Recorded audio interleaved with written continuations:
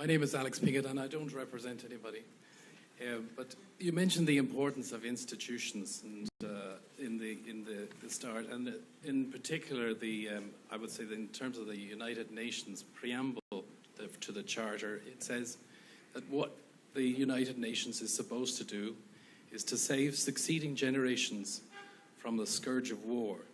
Now, while the United Nations does seem to do a lot of good work in terms of, what are we going to do with refugees and how are we going to develop and the climate change and so on and so forth, that is the primary goal of the United Nations. But maybe that's the reason that the general population across Europe just sees this refugees coming and our migrants coming, and looking to the leadership of the world, which is where that's the United Nations position.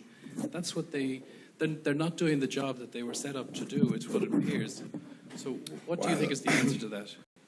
Well, the UN is a strange construction. I only did it once, but I addressed the Security Council once, and you see the big boys sitting around a table.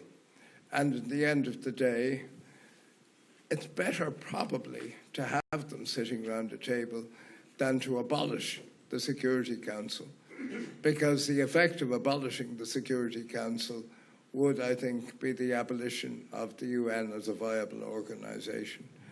So it's a very difficult job. You could also look at the EU and say that the EU is in terrible problems today, and you saw the election results yesterday in Germany, because of the perceived complicity of the EU in regard to the migrant crisis. But if there's a failure in the part of the EU, it's the failure of the countries that I've mentioned to accept a solidarity capacity and involvement that can make it work. And to blame Brussels is a bit much, I think.